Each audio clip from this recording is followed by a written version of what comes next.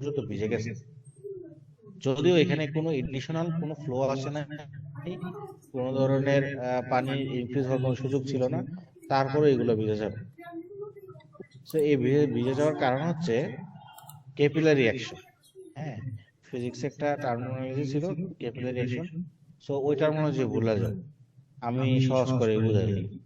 আমাদের যে পার্টিকেল গুলো আছে, সয়েল পার্টিকেল গুলো আছে, তারা এভাবে কানেক্টেড থাকে একটা একটার সাথে, বিভিন্ন শেপের ছোট বড় সাইজের পার্টিকেল হয়। কিন্তু আমরা জানি পার্টিকেল গুলোর মাঝে যেটা থাকে সেটাকে আমরা বলি পোর। পোর বা ভয়েড বা ফাঁকা জায়গা, তাই না? তো এই ফাঁকা ফাঁকা ফাঁকা জায়গাগুলো কি হয়, ফাঁকা ফাঁকা জায়গা ধরে নাও এটা হচ্ছে ফাঁকা জায়গাটা। হ্যাঁ, এটা যদি কিছুই না থাকে, তার মানে এখানে কি আছে, এয়ার আছে। হ্যাঁ, এয়ার বাবল দ্বারা সেটা হচ্ছে ফিল আপ করা থাকে। তো এটা সাধারণত ড্রাই সিজনে আমাদের এটা হবে।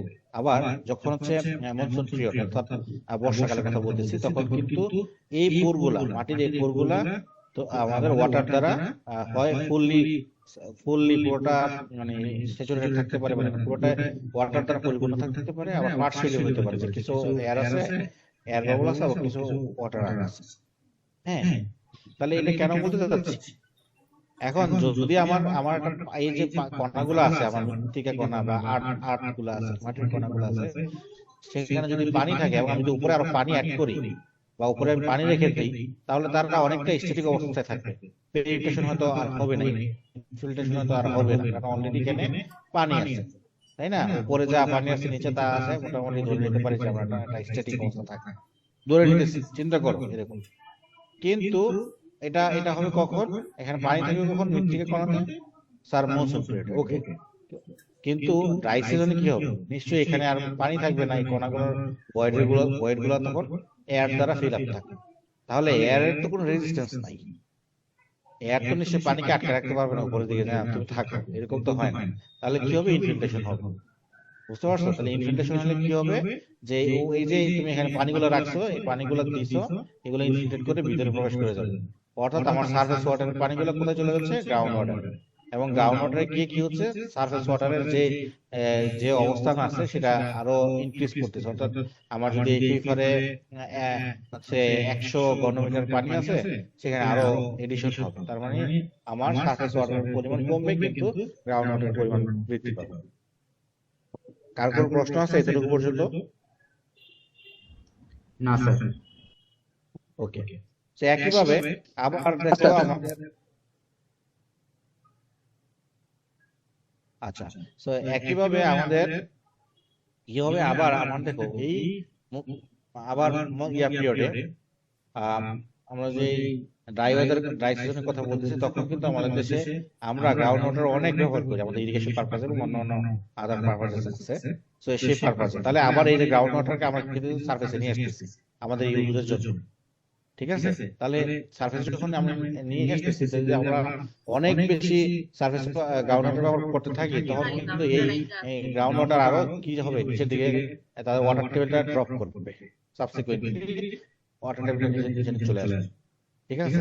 তার মানে আমরা যদি এখন গ্রাউন্ড ওয়াটারটাকে অনেক বেশি, একটু আগে দেখলাম যে সার্ফেস ওয়াটারটা কি হবে, সারফেস ওয়াটার ইনফিল্ট্রেট করে গ্রাউন্ড ওয়াটারে প্রবেশ করবে, ঠিক আছে? এটা সিজনাল ভেরিয়েশনের কারণে এটা হবে, এবং আমরা দেখালাম কেন হয় বা ইত্যাদি বিষয়গুলো। এখন যদি আমি বলি যে আমি সারফেস ওয়াটার অনেক বেশি ব্যবহার করা শুরু করছি, আমি অনেক বেশি ব্যবহার করছি, আমি গ্রাউন্ড ওয়াটার ব্যবহার করতেছি না, তাহলে তো আমার এই জায়গাটা শুধু চিন্তা করো, মনে করো তোমার দুনিয়া এতটুকু জায়গা, দুনিয়াতে মাটি আছে এতটুকু, ফর এক্সাম্পল এই দুনিয়া, এই দুনিয়াতে এই এতটুকু পানি আছে সারফেসে, এই পানিটা যে তুমি ইউজ করে ফেলছো, মানে আর কোনো পানি এখন নাই, প্রিসিপিটেশন হচ্ছে না, কিছু না, তাহলে পানি যদি এখানে না থাকে, প্রিসিপিটেশন বৃষ্টিপাত হচ্ছে না, তাহলে তো আর এটা নতুন করে পানি তো আর পেনিট্রেশন হবে না, তাহলে তো আমার এই যে গ্রাউন্ড ওয়াটার তো আর নতুন করে রিচার্জ হবে না। ঘটনা বুঝতে পারছো? তাহলে আমি যদি সার্ফেস ওয়াটার সবগুলো খাইয়ে ফেলি, ব্যবহার করে ফেলি, তাহলে তো আমার জন্য পর্যাপ্ত পরিমাণে পানি থাকবে না টু রিচার্জ দি একুইফার্স, আন্ডারগ্রাউন্ড একুইফার্স গুলো তো আর রিচার্জ হবে না। তার মানে বোঝা যাচ্ছে যে অবশ্যই আন্ডারগ্রাউন্ড কি হবে, সারফেস ওয়াটারের উপরে ডিপেন্ডেন্সি আছে। আমরা কিন্তু তাই দেখছি ওয়াটার সাইকেল, ঠিক আছে, এটা গেল একটা বিষয়। এখন আবার উল্টা দিকে যদি চিন্তা করি যে এই যে এখানে এখানে যতটুকু আমার গ্রাউন্ড ওয়াটার আছে, এই গ্রাউন্ড ওয়াটার যদি আমরা এক্সপ্লয়েট করে ফেলি, মানে ব্যবহার করে ফেলি, তাহলে কিন্তু এই তোমার উপরের যে সারফেস ওয়াটার আছে, সেও এখানে সারফেসে থাকবে না। কেন থাকবে না? কারণ তুমি গ্রাউন্ড ওয়াটারটা কে ব্যবহার করে ফেলছো। তাহলে গ্রাউন্ড ওয়াটার ব্যবহার করলে এখানে যে মৃত্তিকা মাটি কণার মধ্যে মধ্যে যে আমার পানিগুলো থাকার কথা স্যাচুরেটেড অবস্থায় বা ফুললি স্যাচুরেটেড অথবা পার্শিয়ালি স্যাচুরেটেড অবস্থায়, সেখানে তো শুধু এয়ার বাবল থাকবে। আপনি গ্রাউন্ড ওয়াটার কিছুই রাখেন না। এয়ার বাবল থাকলে এই যে আমার এখন সারফেসের পানি থাকবে না, সেই সারফেসের পানি আস্তে আস্তে গ্রাউন্ড ওয়াটার ডিগ্রেড হবে, মানে ওয়াটার লেভেল আস্তে আস্তে নিচে নামে যাবে। তার মানে আমরা বুঝতে পারলাম যে সারফেস ওয়াটার এবং গ্রাউন্ড ওয়াটার আসলে একটা আরেকটার সাথে হাইলি কোরিলেটেড।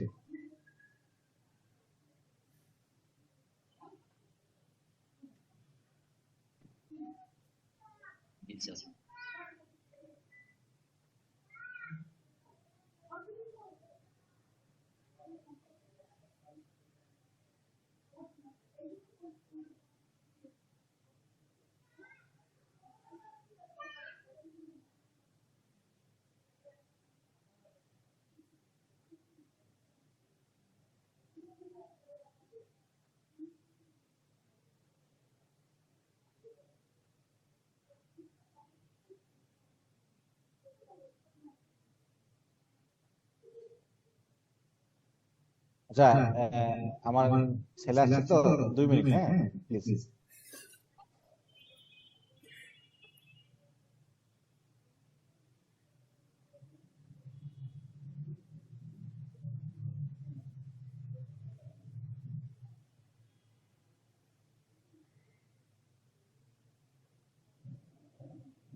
সো ওকে, যদি কোনো প্রশ্ন না থাকে আমরা সামনের দিকে যেতে পারি। এবং এখানে ওইগুলোই আলোচনা করা আছে আসলে, বুঝছো, যে large scale use of ground water for irrigation purpose has caused a lowering of ground water level and drying up of surface sources. আমি যেগুলো আলোচনা করছি এখানে তোমরা একটু পড়ে নিও, ইংলিশগুলো বেটার হবে, বোঝার জন্য সুবিধা হবে। কোনো প্রশ্ন আছে? না স্যার। এখানে কিন্তু আশা করি বুঝতে পারছেন আপনারা। সামনে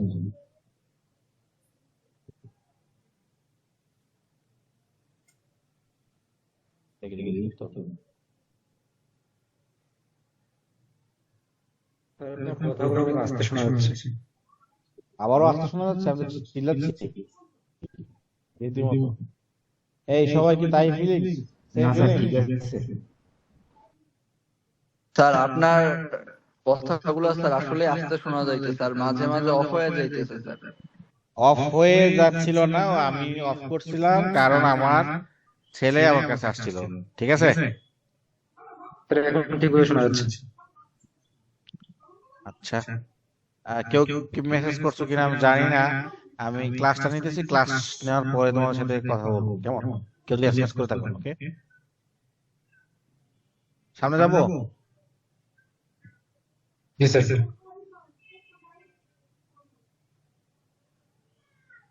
আচ্ছা, তারপর দেখো সারফেস ওয়াটার কালেকশন সিস্টেম নিয়ে কথা আছে। তাহলে সারফেস ওয়াটার কালেকশন সিস্টেম নিয়ে এখানে কি বলতে চাচ্ছে? বেসিক্যালি আমাদের যে সারফেস থেকে আমরা যে সারফেস ওয়াটার যে কালেক্ট করি, এটা একটা সিস্টেম আমি অলরেডি ক্লাসে প্রথম দিকে আলোচনা করেছিলাম। যেমন দেখো সোর্সেস আছে, সোর্স কোনগুলা? রিভার হইতে পারে, রিজার্ভার হইতে পারে, লেক হইতে পারে ইত্যাদি। সেখান থেকে অবশ্যই আমাদের একটা ইনটেক সিস্টেম স্ট্রাকচার তৈরি করতে হবে, যে স্ট্রাকচারের মাধ্যমে আমরা সোর্স থেকে পানিটা কালেক্ট করতে পারবো। অবশ্যই সেখানে পাম্পের প্রয়োজন হবে। নিশ্চয়ই আমি হাত দিয়ে অথবা এক বালতি পানি নিয়ে তো কাজ চলবে না, তাই না? মাস অ্যামাউন্ট অফ ওয়াটার আমাদেরকে সেখান থেকে নিয়ে আসতে হবে। এই যে একটা জায়গা থেকে আরেকটা জায়গায় মানে এক জায়গা থেকে আরেক জায়গায় ডিসপ্লেস করা ওয়াটার, সেটাই কেমন ট্রান্সমিশন, ওয়াটার ট্রান্সমিশন। হ্যাঁ, আবার দেখো এই পাম্পিং করে কিন্তু আমি সরাসরি আমার বাসা বাড়িতে দিয়ে দিতে পারবো না, বা ওয়াটার সাপ্লাই ওয়াটার দিতে পারবো না, মানে খাওয়ার জন্য, ড্রিঙ্কের জন্য। অবশ্যই তাকে ট্রিটমেন্ট করে নিতে হবে। ট্রিটমেন্ট করার পরে আমরা যে বাসা বাড়িতে সাপ্লাই গুলো দিব বা অফিস আদালতে সাপ্লাই গুলো দিব, সেটার জন্য আমাদের একটা নেটওয়ার্কিং সিস্টেম হবে। সেটাকে বলতেছি আমরা ডিস্ট্রিবিউশন। এগুলো তোমাদেরকে আমি এক্সপ্লেইন করছিলাম ক্লাসে, আবারও বলে দিচ্ছি যে এই আমাদের পুরো চেইনের মধ্যে কয়েকটা ধাপ আছে। সেটা হচ্ছে প্রথম থেকে যদি বলি সোর্স থেকে ইনটেকের পর হচ্ছে পাম্পিং স্টেশন অথবা পাম্পিং সিস্টেম, তারপরে সেটা হচ্ছে ট্রিটমেন্ট প্ল্যান্ট যাবে, তারপর একটা ডিস্ট্রিবিউশন নেটওয়ার্ক থাকবে। আর এই একটা প্লেস থেকে আরেকটা প্লেসে একদম সোর্স থেকে ইউজারের পর্যন্ত পৌঁছানোর জন্য যে প্রক্রিয়াটা সেটাকে বলবো ট্রান্সমিশন পাথ। ঠিক আছে, এখন আমরা যদি একটু সামনে যাই তাহলে দেখো ইনটেক্স আছে।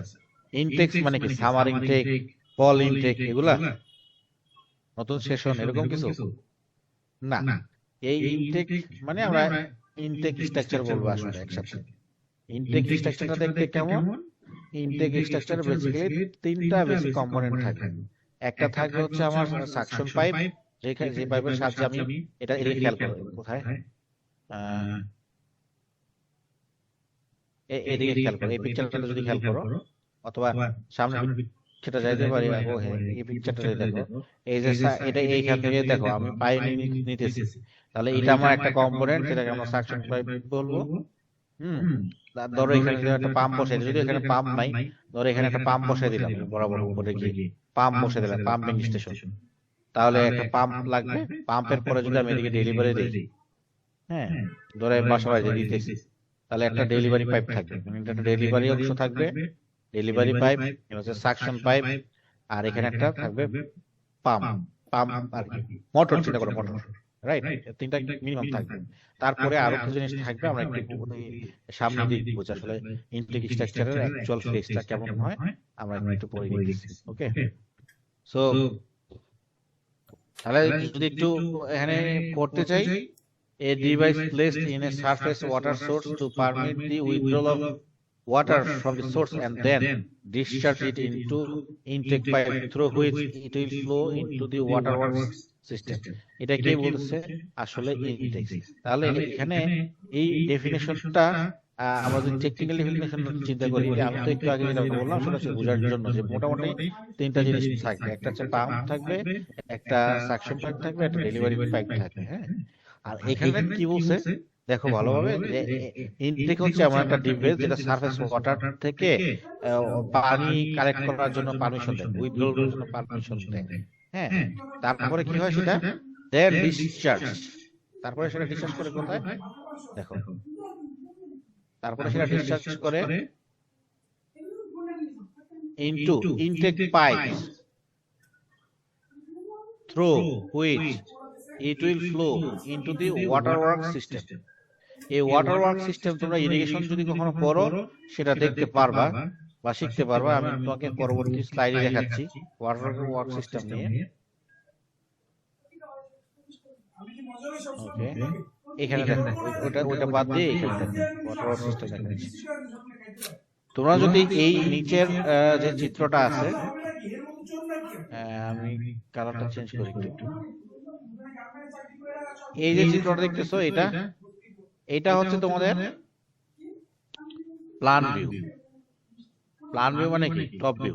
টপ ভিউ মানে তুমি উপর থেকে দেখতেছো, ক্রস সেকশন না, উপর থেকে দেখতেছো। এটা হচ্ছে একটা রিভার, রিভারের এই অ্যারোগুলো দিয়ে বোঝাচ্ছে একটা আপ স্ট্রিম একটা ডাউন স্ট্রিম। তোমরা কি আপ স্ট্রিম বা ডাউন স্ট্রিম বুঝো? এনিওয়ান? আচ্ছা ঠিক আছে, তাহলে আমি নন টেকনিক্যাল টার্ম আমি তোমাদেরকে বুঝাই সহজ করে। ধরে নাও তুমি একটা ধরো বঙ্গোপসাগরে পড়ে আসছো, বুঝছো, বা কক্সবাজারে পড়ে আসছো। তো কক্সবাজারে পড়ে থাকলে তোমার সামনে থেকে কি আসতেছে? ঢেউ আসতেছে। তাহলে তুমি এখানে দাঁড়ায় আছো। তুমি যদি ঢেউকে ক্রস করে বাধা অতিক্রম করে সামনের দিকে মুভ করতে চাও, তাহলে কি খুব সহজে যাইতে পারবা না কষ্ট হবে? মানে ঢেউয়ের এগেইনস্টে যাওয়া কি সহজ না কঠিন? একটু কষ্ট হবে। হ্যাঁ, কষ্ট হবে। তাহলে যেদিক থেকে কষ্ট হবে, যেদিকে গেলে ওইটা তোমার আপ স্ট্রিম। আবার তুমি যদি পিছনে যেতে চাও, ঢেউ উপর থেকে আসতেছে, তাহলে তুমি ইজিলি যাইতে পারবে, রাইট? সো এটা হচ্ছে তোমার ডাউন স্ট্রিম। তার মানে তোমাকে তো আরো সহজ করে বোঝানোর চেষ্টা করি আপ স্ট্রিম আর ডাউন স্ট্রিম। যদি অ্যারো থেকে বোঝার চেষ্টা করো, তাহলে এই যে অ্যারোর মাথা যেটা আছে, অ্যারো যেদিকে যাচ্ছে আর কি, অ্যারোর মাথা যেটা সেটা ডাউন স্ট্রিম, আর অ্যারোর যে পিছনের সাইড যেটা আছে, যে পাশে আছে, সেটা হচ্ছে আপ স্ট্রিম। তাহলে আমাদের এই যে অ্যারোগুলো দেখতেছি, তাহলে আপ স্ট্রিম কোনটা ডাউন স্ট্রিম কোনটা বলো তো? আমি 1 আর 2 লিখতেছি। এটা হচ্ছে স্রোতের 2, অনুকূলে গেলে 1 এবং 2। দেখো বলো তো আপ স্ট্রিম কোনটা ডাউন স্ট্রিম কোনটা, অ্যারো দেখে বলো। স্যার 2 হচ্ছে আপ স্ট্রিম, আর স্যার 1 2 দুইটাই তো আপ স্ট্রিম। শাবাশ, তুমি ভালো বুঝতে পারছো। 1 দিয়ে আপ স্ট্রিম হবে কি হবে? দেখো এইভাবে খেয়াল করো, নদীর স্লোপ চিন্তা করে এরকম। তো ধরো এদিক থেকে পানি বহমান এদিকে যাচ্ছে উপর থেকে, এটা ধরো ক্রস সেকশন আর কি। তো এখান থেকে পানি নিচের দিকে যাচ্ছে, নিচের দিকে যাচ্ছে। তাহলে ঢেউর মুভমেন্ট কোথায় হবে? এরকম নিচের দিকে হবে নাকি নিচ থেকে পানি উপর দিকে যাবে, কোনটা বলো? ঢেউগুলো কি উপর থেকে নিচের দিকে নামবে না নিচ থেকে উপর দিকে যাবে? উপর থেকে নিচের দিকে। তাহলে উপরেরটা হচ্ছে আপ স্ট্রিম আর নিচেরটা হচ্ছে কি ডাউন স্ট্রিম। তাহলে তুমি অ্যারোটা দেখাবে কিভাবে? নিশ্চয়ই এইভাবে বলবা, মুভমেন্ট এরকমই তো দেখাবা অ্যারো, নাকি উল্টা দিকে দেখাবা? তোমার এ পয়েন্ট থেকে বি পয়েন্টে পানিগুলো যাচ্ছে, ঠিক আছে? তাহলে তুমি অ্যারো দিয়ে কিভাবে ডিফাইন করবে? এইভাবে ডিফাইন করবে নাকি উল্টা দিকে দেখাইবা? স্যার আপস্ট্রিম থেকে ডাউনস্ট্রিমের দিকে দেখাবো। না, ওইটা বাদ দাও। অনেক কিছু বুঝে না, সেটা বোঝার চেষ্টা করতেছি যে তুমি আছো এই পয়েন্টে, তুমি যাও বি পয়েন্টে। তাহলে তোমার মানে ট্র্যাজেক্টরিটা তুমি কিভাবে দেখাবা? এরকম অ্যারো দিয়ে দেখাবা স্যার এ থেকে বি স্যার। এ থেকে বি দিকে? তাহলে এখন বলো, আমি তোমাদেরকে বোঝানোর চেষ্টা করলাম যে অ্যারোর মাথা যেদিকে আছে সেটা ডাউন স্ট্রিম, অ্যারোর মাথাটা আছে না এদিকে, জি স্যার। এগুলো হচ্ছে ডাউন স্ট্রিম। তাহলে এর অপোজিটে কি আছে? এই যে অ্যারোর পিছনের সাইড, অ্যারোর পিছনের সাইড যেদিকে আছে সেটা হচ্ছে আপ স্ট্রিম। তাহলে এখন এটা এই সূত্রটা অ্যাপ্লাই করো। অ্যারোর মাথা হচ্ছে এদিকে, অ্যারোর মাথা হচ্ছে এদিকে, এদিকে যাচ্ছে, অ্যারোর মাথা হচ্ছে এদিকে। তাহলে এই সাইড যেটা আছে এটা হচ্ছে আমার কি বলো, ডাউন স্ট্রিম। আর অ্যারোর পিছনের মাথা যেদিকে আছে সেটা হলো কি আপ স্ট্রিম। তাহলে এটাই বুঝো। ওকে, অনেক দূর চলে গেছি, সময় খুব কম। আচ্ছা, এটা কেন বললাম আপ স্ট্রিম ডাউন স্ট্রিমের কথা, এটা একটু পরে কাজে আসবে আমাদের, একটু পরেই। দেখো তাহলে এই যে নদী আছে, নদীর এই পাশে হচ্ছে নদীর বাঁধ বা রিভার ব্যাংক, ঠিক আছে? তো রিভার ব্যাংকটা দেখো, এটা হওয়ার কথা ছিল এরকম সোজা স্ট্রেট, কিন্তু দেখো এখানে আবার কি করছে, এটা না করে এরকম কংক্রিট দ্বারা কি যেন একটা স্ট্রাকচার তৈরি করা হয়েছে। এটাই হচ্ছে রিভার ওয়ার্কস। রিভার ওয়ার্কস মানে কি? ওই যে শুনবা বিভিন্ন সময় যে নদী শাসন বলতে একটা কথা থাকে, বিভিন্ন ইনফ্রাস্ট্রাকচার ডেভেলপমেন্ট করার জন্য, ব্রিজ ট্রিজ করার জন্য নদী শাসন বা নদী কন্ট্রোল খুব একটা গুরুত্বপূর্ণ একটা বিষয়, যেন রিভার ব্যাংক ইরোশন না হয়, নদী যেন নদীর পাড় যেন ভেঙে না যায়। তো এখানে দেখো কি করছে, এডিশনাল একটা স্মুথ একটা কার্ভ দিয়ে দিল, আর এই পাশেও একটু এক্সটেন্ড করলো। তাতে সুবিধা কি হইলো বা অসুবিধা কি হইলো? তাহলে সুবিধা যেটা হইলো যে দেখো নদীর পাশে সাইডে কিন্তু আমরা জানি যে ঘর্ষণ কম, ফ্রিকশন খুব কম। এই পাশে দেখো, এই পাশে ফ্রিকশন কম হবে না? কথা বলো, ফ্রিকশন অনেক কম না? জি স্যার। জি স্যার। এই বুঝে বলতেছো না বুঝে বলতেছো? স্যার এখানে পারে ফ্রিকশন বেশি, ফ্রিকশন বেশি। রাইট? আমি তো টেস্ট নেওয়ার জন্য বলবো, শুধু শুধু হ্যাঁ বলবো না কিন্তু। হ্যাঁ, পারে এবং নিচে সবসময় ফ্রিকশন বেশি, কারণ এখানে মাটি আর পানির সাথে ঘর্ষণ হয়, তাই তো? তাইলে এদিকে কিন্তু ভেলোসিটি কম, এমনিতেই কম, ন্যাচারালি ভেলোসিটি কমবে। ভেলোসিটি বেশি থাকবে মাঝখানে, এই যে জায়গাটাতে ভেলোসিটি বেশি থাকে, টপে ভেলোসিটি বেশি থাকে, তাই না? এই পাশে ভেলোসিটি কিছু বেশি থাকবে, কিন্তু এদিকে ফ্রিকশন বেশি থাকবে, ভেলোসিটিটা কম থাকবে। একে তো ভেলোসিটি কম আছে, তারপর তুমি এরকম একটা শেপের স্ট্রাকচার দিয়ে দিচ্ছ, তাহলে এই অ্যারোগুলো এই পাশে আসবে, এসে এখানে বাধাপ্রাপ্ত হয়ে স্ট্রিমলাইন বা নদীর পানির কণার যে পথ সেটাকে স্ট্রিমলাইন বলে, তাহলে এগুলি কিন্তু বাঁকা হয়ে এই পাশে চলে যাবে, সব এই পাশে চলে যাবে।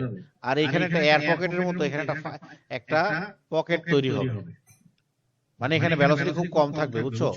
ভেলোসিটি কম থাকলে সেডিমেন্ট জমা হবে, যে সেডিমেন্ট জমা হয়ে এই জায়গাটা আস্তে আস্তে কিন্তু ভরাট হওয়ার মতো সৃষ্টি হবে। তাহলে দেখো নদীটা কিন্তু নদীর ফ্লো কিন্তু ডাইভার্ট হয়ে আরেকদিকে চলে যাচ্ছে। তাহলে তুমি আমাকে বলো, এইটা কি রিভার ব্যাংকটা কি ভাঙবে?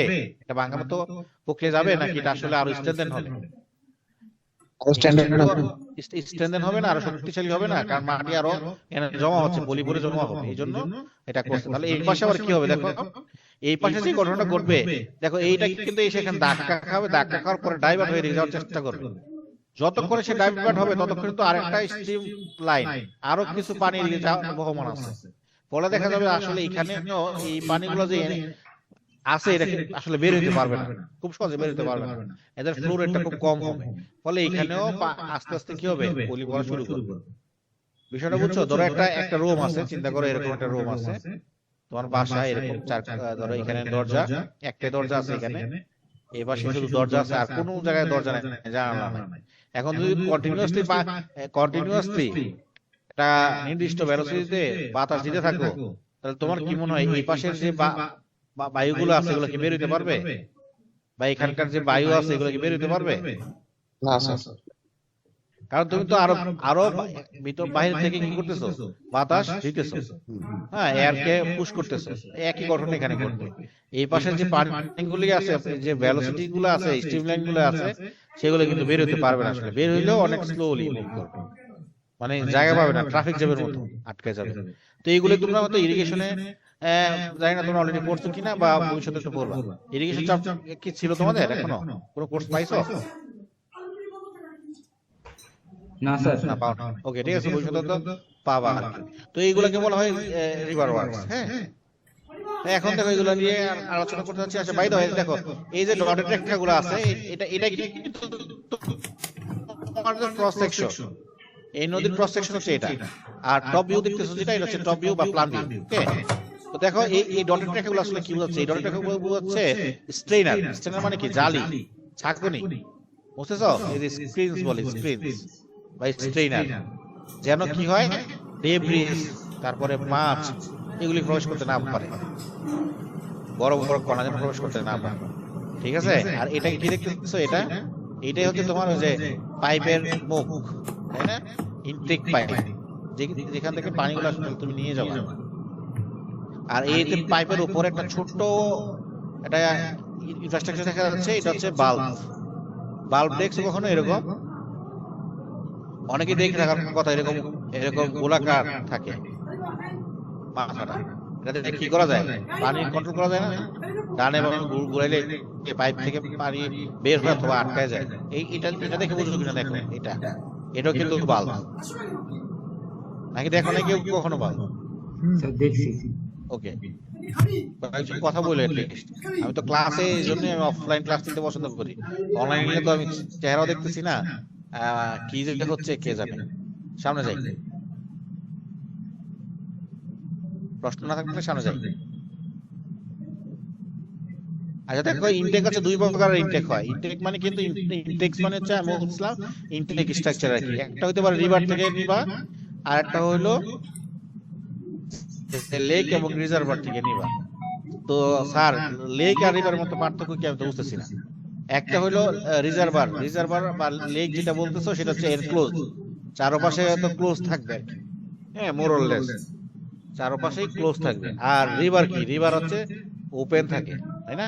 দুই পাশে রিভার ব্যাংক থাকে আর দুই পাশে ওপেন থাকে, এদিকে ফ্লো থাকে।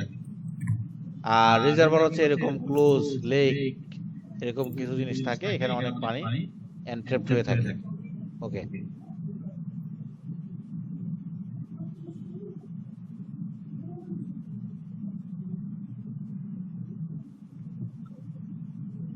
রিভার ইনটেক্স। আচ্ছা, রিভার ইনটেক্সে প্রথমেই আমাদের একটা বিষয় আছে, দেখো, কনস্ট্রাক্টেড ওয়েল আপস্ট্রিম, মানে এই রিভার ইনটেক গুলা, রিভার থেকে যখন ইনটেক করবা, মানে পানি নিবা, স্যার সাউন্ড ক্লিয়ারলি শোনা যাচ্ছে না।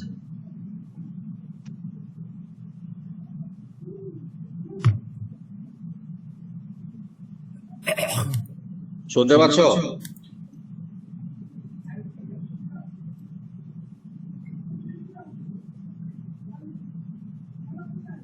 যদি শোনা না যায়, এই জন্যই আমি আসলে অনলাইন ক্লাস প্রিফার করি না। ওকে, নো প্রবলেম। সো কনস্ট্রাক্টেড বলা, এটা যেটা বলতে চাচ্ছিলাম, যে এই রিভার ইনটেক্স গুলা এমন ভাবে কনস্ট্রাক্ট করতে হবে যেন এটা আপস্ট্রিমে থাকে। কেন? কারণ একটু আগে যে রিভারের একটা চিত্র আঁকলাম, ধরো এটা হচ্ছে রিভার। এখন রিভারের আপ স্ট্রিম ডাউন স্ট্রিম শিখেছি একটু আগে। ধরো এটা হচ্ছে অ্যারো। অ্যারো আমরা জানি অ্যারোর পিছনের সাইডটা ব্যাক সাইডটা হচ্ছে আপ স্ট্রিম।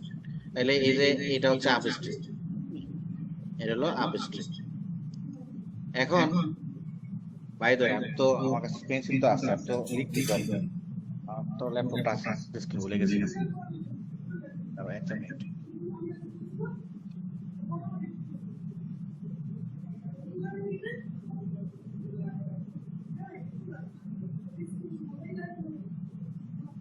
তো এটা হলো গিয়ে সেই আপ স্ট্রিম।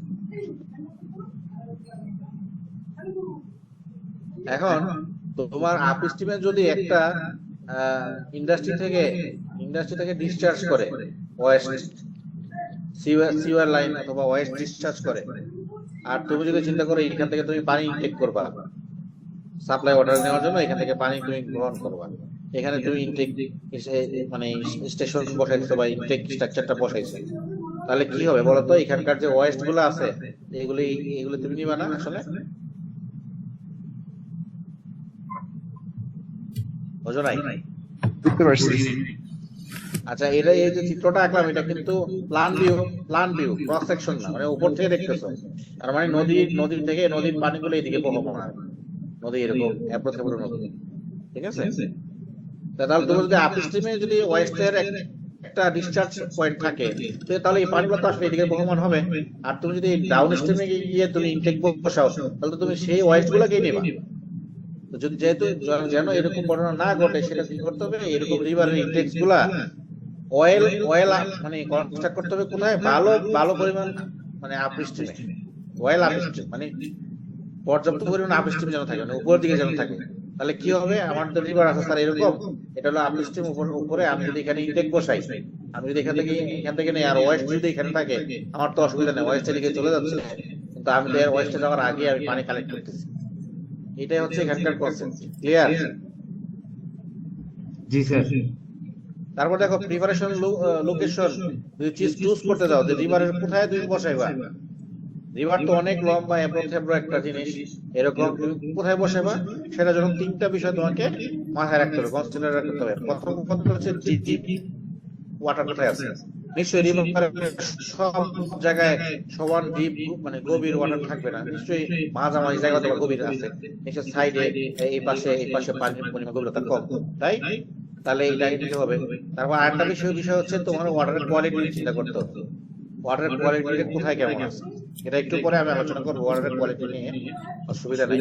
এই ওয়াটারের কোয়ালিটি মানে হচ্ছে পিএইচ, তারপরে ফিজিক্যাল কেমিক্যাল যে টেস্ট গুলো করে সেগুলোর কথা বলতেছি না আমি। আসলে এই ওয়াটারের কোয়ালিটি বলতে কোয়ান্টিটিভ মানে কোয়ান্টিটিভলি মেজার করতেছি না বিষয়টা, মানে সরি কোয়ান্টিটিভলি মেজার করতেছি, কোয়ালিটিভলি না।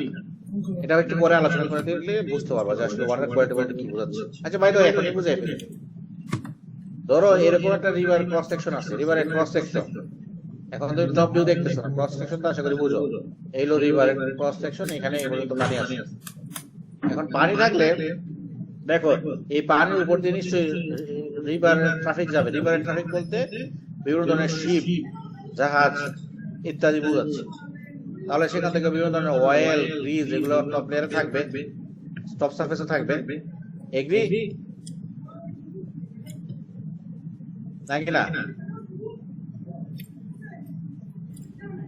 নদীর মানে উপরের দিকে সারফেসের দিকে মানে টপ ওয়াটারের দিকে তো অবশ্যই যখন জাহাজ বা অন্যান্য রিভারের বোট ইত্যাদি চলাফেরা করে তাদের তো বিভিন্ন ধরনের তেল প্রয়োজন হয়, তাই না? এই তেলগুলো তো এরাই ইউজ করার পরে ডিসচার্জ হয়, তাই না? তাহলে এখানে তো অনেক ধরনের ডেব্রিজ থাকবে, বিভিন্ন কাঠের টুকরা এটা সেটা পড়ে থাকবে। তাহলে তুমি নিশ্চয়ই তুমি যদি বলো যে স্যার আমি এখানকার পানিটা নিবো, ইনটেক করবো, তাহলে তো ভালো কোয়ালিটি পানি পাবা না স্বাভাবিকভাবে, তাই না?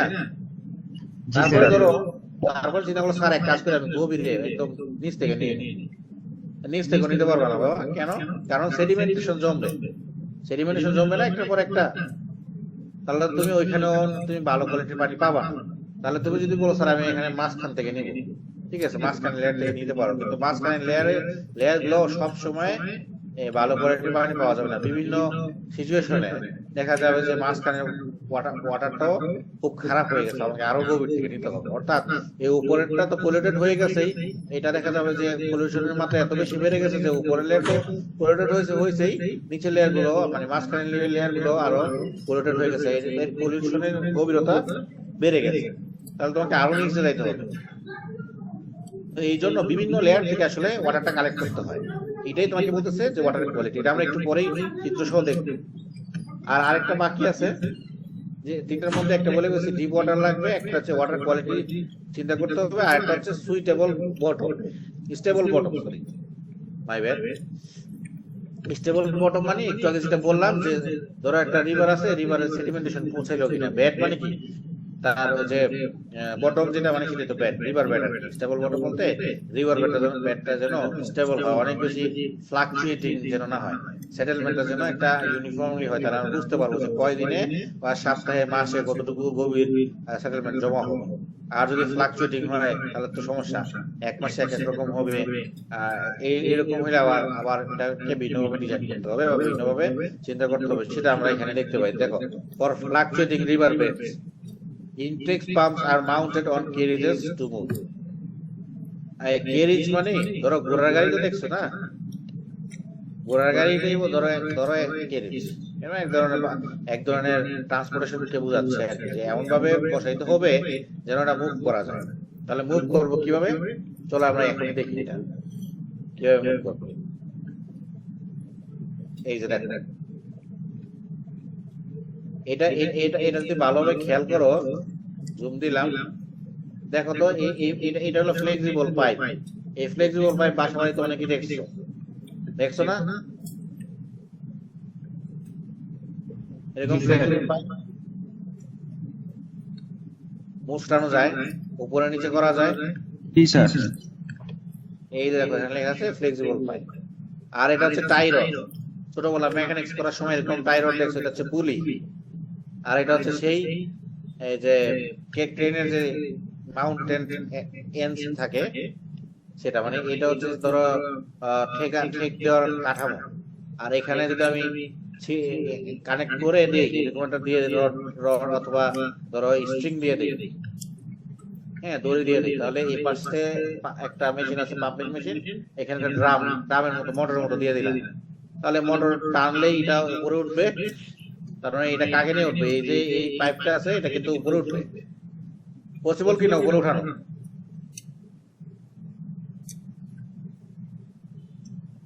বুঝো নাই তাহলে কেউ? স্যার উঠবে স্যার। জি স্যার, ওটা পসিবল।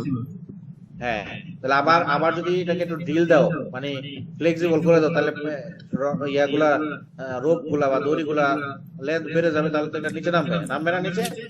জি স্যার।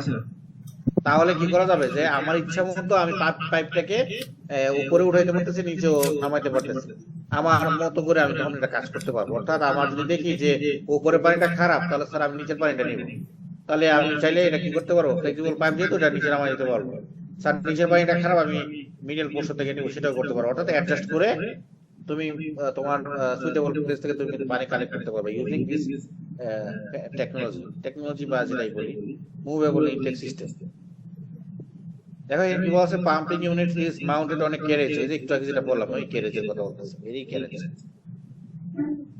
হ্যাঁ, flexibility in altering the intake location depending to collect water of appropriate quality. এই যে কোয়ালিটি নিয়ে কথা বলতেছিলাম, এই কোয়ালিটি বোঝাচ্ছে। ওকে, সেটা বোঝা গেছে এখানে? জি স্যার। জি স্যার। তাহলে পিছনে একটু আসো। তাহলে দেখো রিভারের মধ্যে আমরা যে কয়েকটা পড়ে ফেলছি, আমি যদি একটু রিক্যাপ করি, আবার একটা কথা হলো স্যার আমাকে আপস্ট্রিম চিন্তা করতে হবে, আমার ইনটেকটা যেন আপস্ট্রিমে হয়, এটা হচ্ছে প্রথম কথা। দ্বিতীয় কথা হচ্ছে আমার লোকেশন চুজ করার জন্য তিনটা বিষয় মাথায় রাখতে হবে। রিভারের গভীরতম গভীর ওয়াটারটা যেন নিতে পারি। 2 নম্বর হচ্ছে বটম অথবা রিভার বেড ফ্লাকচুয়েটিং কিনা সেটা চিন্তা করতে হবে। যদি রিভার বেড ফ্লাকচুয়েটিং হয় তাহলে আমি হয়তোবা ফ্লেক্সিবল যে মেথড তোমাদেরকে দেখাইলাম সেটা আমরা চুজ করবো আর কি। ওকে, আর একটা হলো ওয়াটারের কোয়ালিটি নিয়ে তো কথা বললাম, ফ্লেভারে বলে ওয়াটার কোয়ালিটি অবশ্যই আমাদেরকে চুজ করতে হবে। ওকে, এবার দেখো লোকেশন যেটা তুমি চুজ করে ফেলছো, চুজ করার পরে ওই লোকেশনটা অবশ্যই কি হতে হবে, must be able to protect, মানে প্রোটেক্ট করতে হবে, ওই স্ট্রাকচারটাকে যেন প্রোটেক্টিভ হইতে হয় against flood, debris, river traffic.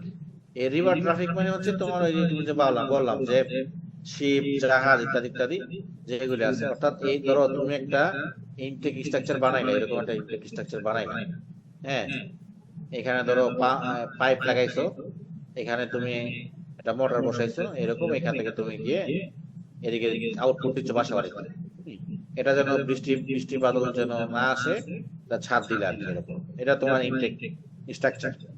হ্যাঁ, এখানে পানি আসতেছে, ইনটেক স্ট্রাকচার।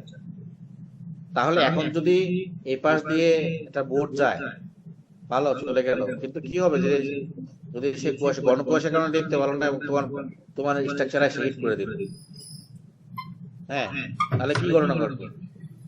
যদি ভেঙে টেঙে যায় তাহলে তো লাভ হলো না, তোমাকে আবার রিকনস্ট্রাক্ট করতে হবে। তাহলে অবশ্যই এগুলো চিন্তা করতে হবে যে রিভার ট্রাফিক কেমন কোন অঞ্চলে, এবং ওইখানে কোন ধরনের জাহাজ চলাফেরা করে, বোটের শক্তিশালী কেমন, শক্তিশালী কিনা, কতটুকু হেভি, এগুলি, হ্যাঁ, এবং স্মার্ট হইলে যেন সেটা টিকে থাকে।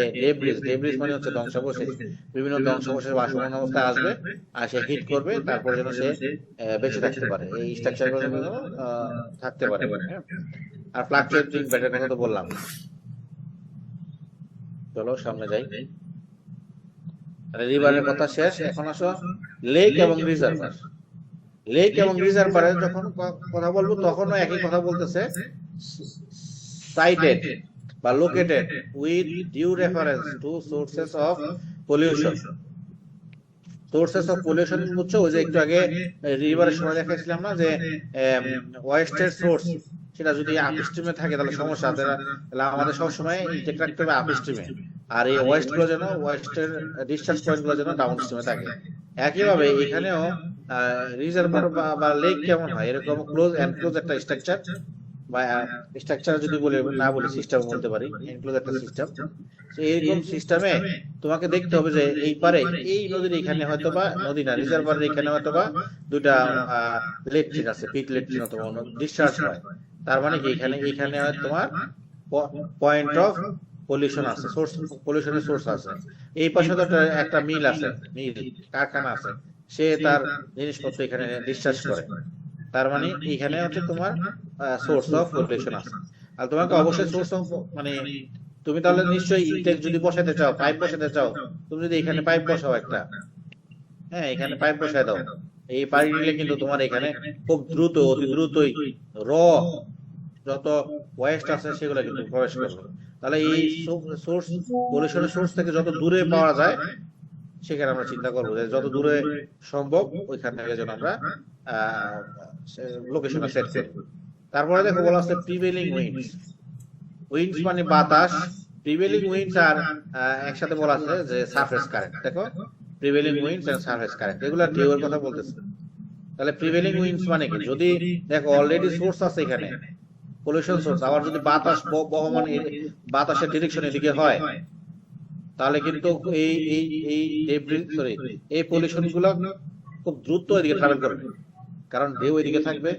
অর্থাৎ তখন আবার যদি এরো দিয়ে চিন্তা করি, তাহলে এগুলো আসলে আপস্ট্রিম আর এগুলো আসলে ডাউন স্ট্রিমের মতো কাজ করবে, বুঝতেছো?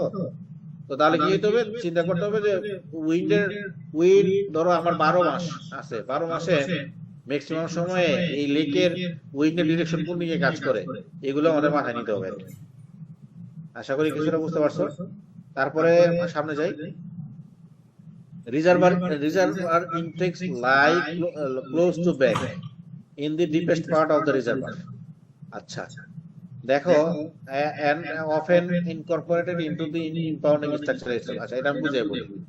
এইখানে যেটা দেখতেছো, এই চিত্রটা দেখো, এটা হচ্ছে পানির সাইড, মানে এই পাশে পানি আছে, এটা হচ্ছে রিজার্ভার, ঠিক আছে?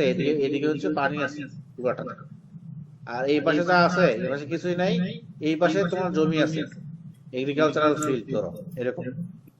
আর এই যে তুমি স্লোপ আকারে যা দেখতেছো সেটা হচ্ছে একটা বাঁধ, মানে রিজার্ভারের পার বা ব্যাংক, বাঁধ। ওকে, এখন তুমি এই রিজার্ভারের পানিটাকে ইউটিলাইজ করতে চাও যে এগ্রিকালচারাল কাজে আমি ব্যবহার করব, হ্যাঁ, রিজার্ভার তৈরি করা হয় যে যেন মনসুন পিরিয়ডে বা প্রিভেলিং পিরিয়ডে মানে ফেভারেবল কন্ডিশনে আমরা পানিটাকে আটকে রাখতে পারি এবং আমাদের প্রয়োজনীয় সময়ে আমরা পানিটাকে ব্যবহার করতে পারি, সেটা ইরিগেশন পারপাসে হোক অথবা অন্য কোনো পারপাসে হোক।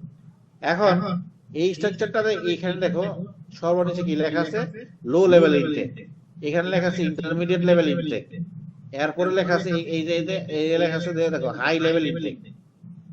এবং এখানে আসলে পাইপ আছে, পাইপ দ্বারা কি করতেছো তুমি, এই বরাবর এখান থেকে পানি নিয়ে যাচ্ছ এখানে, অথবা এই লেভেল থেকে এখানে পানি নিয়ে যাচ্ছ, অথবা এই লেভেল থেকে পানি এখানে নিয়ে আসছো। এবং এই যে ভিতরে যেটা দেখতেছো এখানে এখানে এটা কিন্তু একটা ছোটখাটো কুয়া বা আরেকটা রিজার্ভার। রিজার্ভারটা কেন? কারণ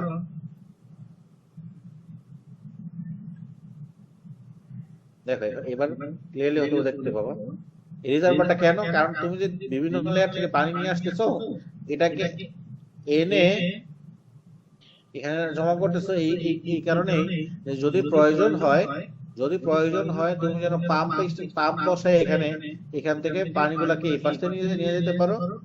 আর যদি প্রয়োজন না হয় তাহলে তুমি এই পানিটাকে কি করতে পারো, গ্রাভিটি ফ্লোর সাথে সাপেক্ষে তুমি বিশ্বাস করে দিতে পারো। গ্রাভিটি ফ্লো কেন বললাম একটু পরে বুঝাচ্ছি, একটা মিনিট সময় আমরা খেয়াল করে দেখো, একটা মিনিট।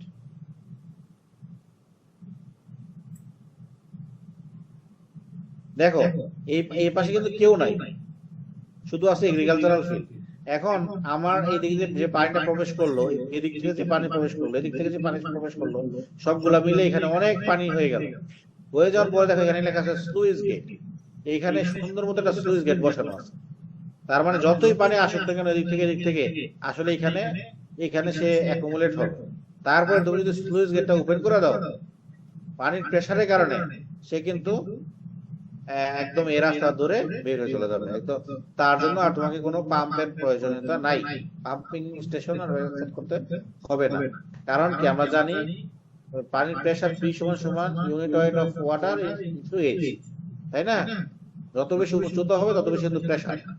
তাহলে দেখো এত বড় উচ্চতা যদি থাকে আর যদি নিচ থেকে পানিটা ছেড়ে দাও, এই প্রেসারের কারণে অটোমেটিকলি সে এদিকে পাস করে চলে যাবে। কোনো প্রশ্ন আছে এখন পর্যন্ত? স্যার বুঝছি। ওকে, তারপরে দেখো এইখানেরটা ইমপারভিয়াস একটা স্ট্রাকচার লাগবে। ইমপারভিয়াস স্ট্রাকচারটা কেন লাগবে খেয়াল করো। তুমি যদি এখানে ইমপারভিয়াস ইনফ্রাস্ট্রাকচার ডেভেলপ না করো, তাহলে এখান থেকে যে পানিগুলো আসতেছে এখানে যে একুমুলেট হচ্ছে, এই কারণে এই পাশে ধরো এটা নাই, তাহলে এই পাশে কি আছে, মৃত্তিকা মাটি কণা আছে। মাটি কণার এই পাশটা আসলে ভেজা থাকবে অল টাইম, বিভিন্ন সময় ওই যে ক্যাপিলারি অ্যাকশন এবং অন্যান্য অ্যাকশনের কারণে এটা ভেজা থাকবে। ভেজা থাকলে এটা এই পাশটা থাকবে শক্ত, এই পাশটা থাকবে নরম, ফলে দেখা যাবে যে এই পাশটা স্লাইড হয়ে এই পাশে চলে গেছে, মানে আসলে স্টেবল থাকবে না। বুঝতে পারছো? জি স্যার। মানে ইরোশন হবে, রিভার ব্যাংক ইরোশনের কথা শুনছো, এরকম ঘটনা ঘটবে আসলে।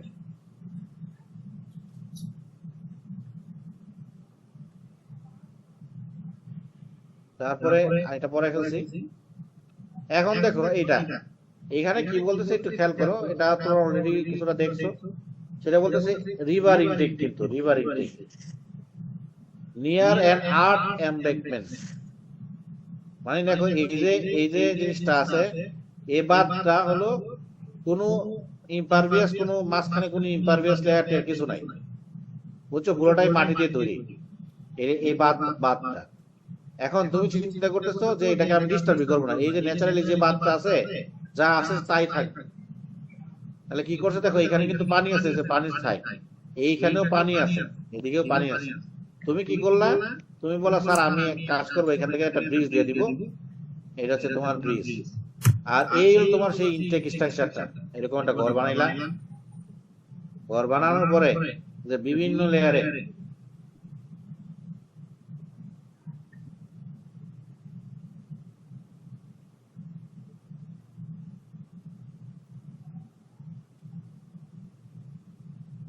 দেখো বিভিন্ন লেয়ারে কি করতেছো। এখন তুমি হচ্ছে এখান থেকে পানি নিচ্ছ, এই লেয়ার থেকে পানি নিচ্ছ, এই লেয়ার থেকেও পানি নিচ্ছ, নেয়ার পরে একটা কমন পাইপ দিয়ে দিলা, তার মানে সব পানি এখানে কিন্তু জমা হবে। জমা হওয়ার পরে যেহেতু এই পাশে শুধু এগ্রিকালচারাল ল্যান্ড আছে, কোনো বসত বাড়ি নাই, তাহলে তুমি কি করলে এখান থেকে অটোমেটিকলি একটা পাইপ নিয়ে দিলা, তাহলে এই পাশে অটোমেটিকলি এগ্রিকালচারাল ফিল্ডে চলে যাবে। এখন দেখো এগুলোর সাথে প্রত্যেকটার সাথে এরকম একটা লম্বা লম্বা লাইন দেওয়া আছে। এই লম্বা লাইন গুলা কি আসলে? এগুলো হলো সেই বাল্ব, বুঝছো, বা সুইচ। তুমি চাইলেই বাল্ব ঘুরে বা সুইচ ঘুরে বন্ধ করে দিতে পারো। এখন যদি তোমার কাছে মনে হয় যে টপ লেয়ারের বা টপ টপ যে ওয়াটারটা আছে এখানে, এখানে স্যার খুব নোংরা অবস্থা, তাহলে তুমি এটাকে বন্ধ করে রাখো, এটা ঘুরে এটা বন্ধ করে রাখো, তাহলে এটা থেকে এবং এটা থেকে পানি আসবে। তুমি যদি মনে করো না স্যার এটা খুব এখানে সেডিমেন্টেশন হচ্ছে, তাহলে এটা বন্ধ করে রাখবা, তাহলে এটা দিয়ে শুধু পানি চলাচল খুব যাবে। অথবা এমন হতে পারে যে দুইটা খোলা রাখলা, তোমার ইচ্ছা মতো, বা আরো আরো তো পাইপ হতে পারে, আরো লেয়ার এটা হতে পারে, তোমার ইচ্ছা মতো তুমি পাইপ দিয়ে রাখলা এবং তোমার কন্ট্রোল করতে পারলো। ঠিক আছে, এটাকে বলা হচ্ছে বাল্ব টাওয়ার। ঠিক আছে, এবং এখানে কোনো কিছুই লাগে নাই, মানে কোন ধরনের কি লাগে নাই, কোন ধরনের পাম্প লাগে না, কারণ এই পাশে ছিল শুধুমাত্র এগ্রিকালচারাল ফিল্ড, এবং এগ্রিকালচারাল ফিল্ডে তুমি সরাসরি দিয়ে দিচ্ছি। হ্যাঁ হ্যাঁ, এটা দেখছি। ওকে, এখন দেখো এটা এটা আরেকটু চেঞ্জ। এখানে কি আছে? এখানেও রিভার ইনটেকই, কিন্তু দেখো স্টেবিলাইজড ব্যাংক, অর্থাৎ একটু আগে ছিল কিন্তু আনস্টেবিলাইজড ব্যাংক বা আর্দেন এমবেঙ্কমেন্ট, ওটা জন্য স্টেবিলাইজেশন ব্যবহার করা হয় না। অর্থাৎ কোন ধরনের ব্লক বা অন্যান্য কোনো মিডিয়া দিয়ে রিভারের যে ব্যাংকটা আছে সেই রিভার ব্যাংকটাকে প্রোটেক্ট করার জন্য কোনো ব্যবস্থা কিন্তু একটু আগে ছিল না। আমি আবার দেখাই, ওটা ছিল একেবারে ন্যাচারাল, এই যে আর্ট মাটির শুধু। হ্যাঁ, আর এখন যেটা দেখতে পাচ্ছ সেটা হচ্ছে স্টেবল করা হয়েছে ইউজিং ধরো বিভিন্ন ধরনের মেথড। স্লোপ স্টেবিলাইজেশনের জন্য আলাদা কোর্স আছে, বিভিন্ন টেকনোলজি, যেমন জিও ব্যাগ, তারপরে বিভিন্ন ফর্ম অফ কংক্রিট, বিভিন্ন টেকনোলজি ব্যবহার করে, ওয়্যার মেশ, সেটা ব্যবহার করে কিন্তু এই স্লোপটাকে, এই যে পানির সাথে মাটির যে স্লোপটা আছে এটাকে স্টেবল করা হয়, বুঝছো? স্লোপ স্টেবিলাইজেশন মেথড নামে টেকনোলজি অনেক আছে। ওকে, এটা হচ্ছে স্টেবল করার টেকনোলজি, মানে স্টেবল করা একটা রিভার ব্যাংক। তাহলে এখানে কি হচ্ছে দেখো, আবারও কয়েকটা ধাপে তুমি কয়েক লেয়ার থেকে পানি নিচ্ছ, আবার এখানেও বাল্ব আছে, কোনো অসুবিধা নেই। এখানে জাস্ট একটা চেঞ্জ হয়েছে কি দেখো তো, এই পাশে আসলে ধরো সিটি আছে, সিটি কোন ধরনের সিটি অথবা ধরো মানুষের সেটেলমেন্ট আছে, তাহলে তুমি তো নিশ্চয়ই এদিকে পাস করতে পারতেছো না। তাহলে তুমি কি করলা, এই পানিগুলো এই কূপ, অয়েল মানে কূপ, এই যে এরকম, এটা কিন্তু এটাও কিন্তু একটা মানে কূপের মতো আর কি। পানিগুলো এখান থেকে এসে এখানে জমা হবে, জমা হওয়ার পরে এখান থেকে তুমি একটা সাকশন পাইপ বসাইলা, এটা হচ্ছে তোমার সেই পাম্প মেশিন, আর উঠাইয়া এইভাবে ডিসচার্জ করে দিবে, নিচ থেকে পানিটা নিয়ে উপর দিয়ে ডিসচার্জ করলাম। বুঝতে অসুবিধা আছে এটা? এনিওয়ান? বুঝছি স্যার। আচ্ছা ঠিক আছে, দেখো কি লেখছে, water is initially discharge, water is initially discharge in a protected well.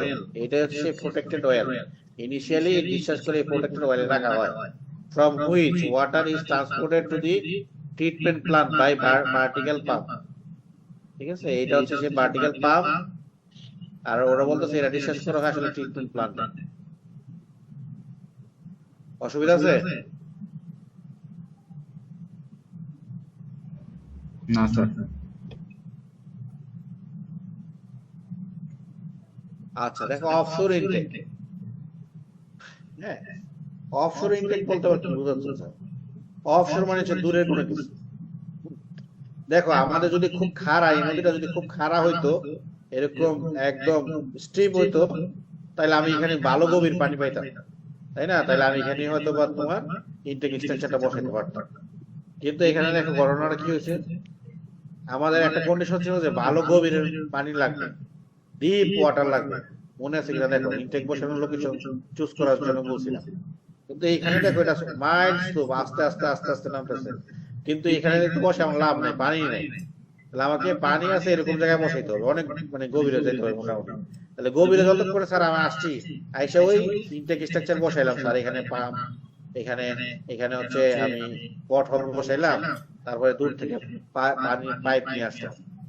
আর এখানে বসালাম স্ক্রিন, এখানে কিন্তু ওয়াল না, কংক্রিটের ওয়াল না, এখানে বসালে তুমি স্ক্রিন, স্ক্রিন মানে যে চালনি স্ট্রেনার যেন মাছ ঢুকতে না পারে, তো ধ্বংসাবশেষ বা বড় ধরনের কণা ঢুকতে না পারে, ক্লিন থাকে আর কি, ফ্রেশ ওয়াটারটা মোটামুটি, মানে ফ্রেশ ওয়াটার না, আই মিন বড় বড় বস্তু ব্যতীত যেন ওয়াটারটা প্রবেশ করতে পারে, এরকম থাকে। ওকে, তো এখন দেখো, তাহলে দেখো এই রিভার ব্যাংক থেকে পাহাড় থেকে অনেক দূরে চলে গেছে, এই জন্য এটাকে বলা হচ্ছে অফশোর ইলেকট্রিক। এখন কি করা হচ্ছে, এখান থেকে সুন্দর মতো নিয়ে এসে তুমি চাইলে এখানে তুমি হচ্ছে এখানে পাম্প টাম্প বসাই, দেখো পাম্প বসাই চাইলে ভার্টিক্যাল পাইপ দিলা, তারপরে হচ্ছে ডিসচার্জ করে সেটা ট্রিটমেন্ট প্ল্যান্টে পাঠিয়ে দিলা, এটাও হইতে পারে। আবার যদি মনে করো যে না স্যার আমার আমার এখানে এই পাশে শুধু এগ্রিকালচারাল ফিল্ড আছে, তাহলে তোমার এটা দরকার নাই, এখান থেকে সরাসরি নিয়ে এসে দিয়ে দিলাম। মানে দুইটা মেশিনারি থাকতে পারে, তুমি চাইলে পাম্পের মধ্যে এখানে একটা পাইপ লাগিয়ে রাখো, তোমার প্রয়োজন হলে তুমি এদিকে পাম্পও করতে পারবা, প্রয়োজন হয় না পাম্পের, সরাসরি ডিসচার্জ করে দেবে। ক্লিয়ার? জি অফশোর। স্যার। ওকে, প্রশ্ন থাকলে কিন্তু বলবা, ঘুমাই থেকো না। আচ্ছা, ইনটেক ভেলোসিটিস এন্ড ডেপথ, আমরা যে বারবার ইনটেক নিয়ে পড়াশোনা করতেছি, অনেক কিছু বিভিন্ন টেকনোলজি দেখতেছি, যে এই এগ্রিকালচারাল ফিল্ড থাকলে আমি কিভাবে নিতে পারি, যদি এগ্রিকালচারাল ফিল্ডের জায়গায় সেটেলমেন্ট থাকে, বিল্ডিং থাকে, তাহলে আমাকে অবশ্যই ভার্টিক্যাল পাম্পের সাহায্যে নিতে হবে। হ্যাঁ, যেমন গুলশানের কথা চিন্তা করো, গুলশানের দুই পাশে অনেক বিল্ডিং আছে, হাই রাইজ বিল্ডিং ইত্যাদি ইত্যাদি, এবং দুই পাশে যে মানে ইয়াটা আছে, খালটা আছে, খালের দুই পাশে কিন্তু কংক্রিট দিয়ে খুব ভালোভাবে এটা স্টেবল করা আছে। না হলে কি হবে, রিভার বেড যদি ইরোশন হয়, তাহলে কিন্তু আস্তে আস্তে বিল্ডিং এর নিচের মাটি সব সরে আসবে, পরে দেখা যাবে যে বিল্ডিং এ আনস্টেবল হয়ে গেছে, পড়ে গেছে। বুঝতে পারছো? এগুলো আমরা দেখলাম বিভিন্ন টেকনোলজি এবং কিভাবে নিতে হবে ইত্যাদি।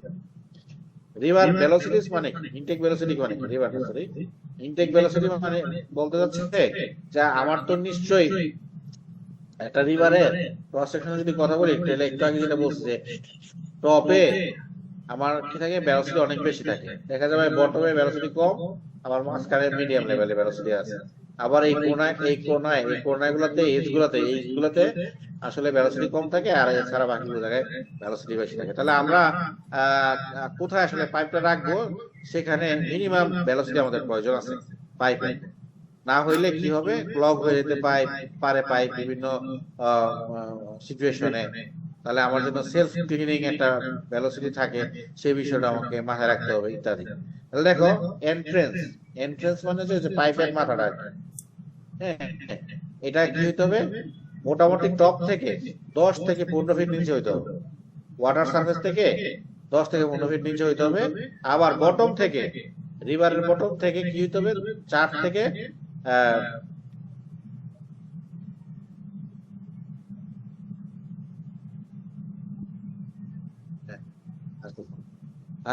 যেটা বলতে চাচ্ছিলাম, রিভারের বটম থেকে 4 থেকে 6 ফিট উপরে হইতে হবে। অর্থাৎ ধরো এটা হচ্ছে আমার রিভারের ওয়াটার সারফেস, এখান থেকে 10 থেকে 15 ফিট নিচে আমি রাখতে পারবো পাইপটাকে।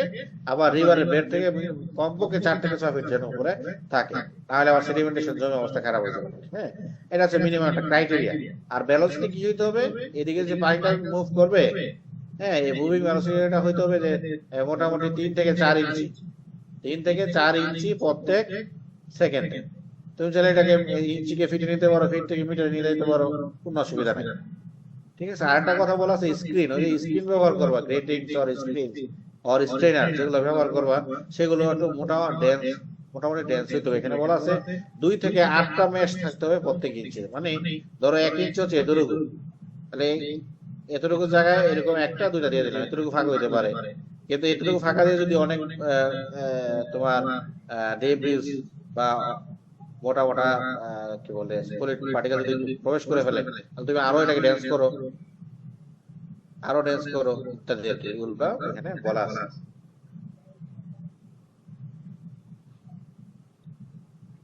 ওকে, তারপরে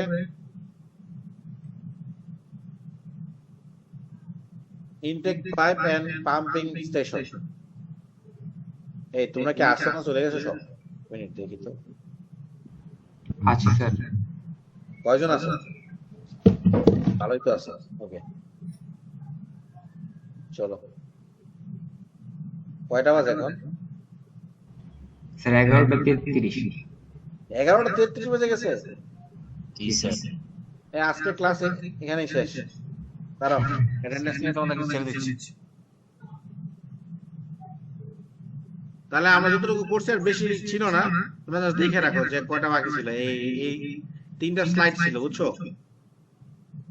এই শেষ করে দেবো, বুঝতেছি না, এগুলো তো জাস্ট দেখানো, পিকচার দেখানো। শেষ করে দিব নাকি? জি স্যার, শেষ করে দিন। করে দিব? কম থাকলে করে দেন। ক্লাস শেষ করে দিব নাকি স্লাইড শেষ করে দিব, পড়ায় ফেলবো, কোনটা বলো? স্যার আজকের মতো থাকুন। স্যার অনেকের আবার কারেন্ট চলে গেছে। আচ্ছা ঠিক আছে, আজকে ছেড়ে দিচ্ছি। তাহলে মনে রাখো যে আমরা ওই ইনটেক পাইপ পর্যন্ত আসছি আর কি, হ্যাঁ, পাম্পিং পর্যন্ত আসছি। জানো, এই জন্য আমি না অনলাইনে ক্লাসে মানে বেশি করানো যায় না, আমার কাছে অফলাইন ক্লাসই বেটার। তোমাদের কি অ্যাটেন্ডেন্স নিব না সবাইকে দিয়ে দিব গণহারে, তাও বুঝতেছি না। বাই দ্য ওয়ে, একটা মিনিট দাঁড়াও। ওকে।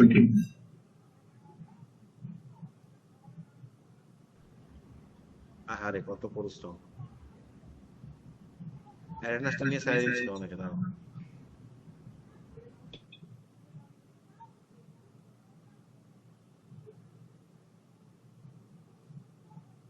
তোমরা হচ্ছে সি সেকশন, রাইট? জি স্যার।